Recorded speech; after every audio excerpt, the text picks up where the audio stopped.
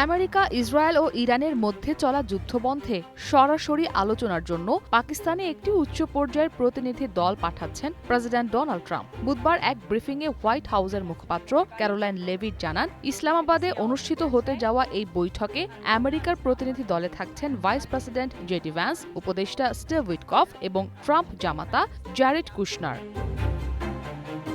পাকিস্তানের স্থানীয় সময় শনিবার সকালে এই গুরুত্বপূর্ণ আলোচনা হতে যাচ্ছে বলে নিশ্চিত করেন ক্যারোলাইন লেভিট। বলেন, ইরানের প্রতিনিধিদের সঙ্গে সরাসরি বৈঠকের ইতিবাচক ফলাফলের দিকে তাকিয়ে আছে আমেরিকা। পাকিস্তানের সরকারি সূত্রের বরাতে রয়টার্স জানায়, আমেরিকার এই প্রতিনিধি দলটি ইরানের পার্লামেন্টের স্পিকার মোহাম্মদ বাঘের গালিবাফ ও পররাষ্ট্রমন্ত্রী আব্বাস আরাকচির সঙ্গে দ্বিপাক্ষিক বৈঠকে অংশ নেবেন। ভবিষ্যৎ হোক নিরাপদ, বিনিয়োগ হোক বিশ্বস্ত, আর আমার পছন্দ সল্ট বে। ওয়েলকাম টু সল্ট বে।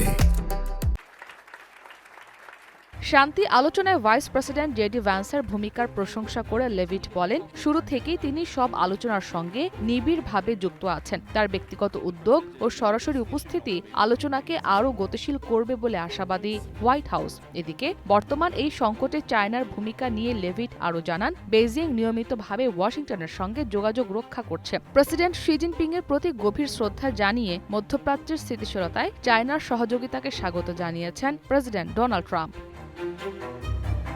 তবে ইরানের বারবার সতর্ক বার্তার পরও বুধবার লেবাননে ভয়াবহ বিমান হামলা চালায় ইসরায়েলি বাহিনী। এ ঘটনার পর আমেরিকার সঙ্গে স্থায়ী শান্তি চুক্তির আলোচনা চালিয়ে যাওয়া অযৌক্তিক বলে মন্তব্য করেছে ইরান। এমনকি এই হামলার জবাবে পাল্টা আঘাতের প্রস্তুতি নিচ্ছে বলেও হুমকি দেয় দেশটি। ইরানের পার্লামেন্ট স্পিকার মোহাম্মদ বাঘের গালিবাফ এক বিবৃতিতে বলেন, হিজবুল্লাহর বিরুদ্ধে যুদ্ধ আরও জোরদার করে যুদ্ধবিরতির বেশ কিছু শর্ত ভঙ্গ করেছে ইসরায়েল। এমন অবস্থায় আলোচনা চালিয়ে যাওয়া অযৌক্তিক।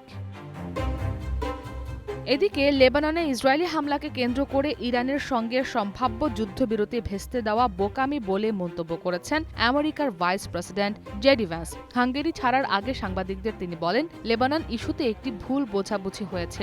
ইরানিরা হয়তো ভেবেছিল যুদ্ধবিরতির মধ্যে লেবাননও রয়েছে, কিন্তু আসলে তা নয়। আমেরিকা কখনোই এমন প্রতিশ্রুতি দেয়নি। এ সময় ইরানের উদ্দেশ্যে ভ্যান্স বলেন, লেবানন সংঘাতের জেরে যদি এই আলোচনা ভেস্তে যায় তবে এটি হবে ইরানের নিজস্ব সিদ্ধান্ত। আমেরিকা কখনোই বলেনি লেবানন এই যুদ্ধবিরতির অংশ। ইসরাত মুক্তি, ওয়ান ইন্টারন্যাশনাল ডেস্ক।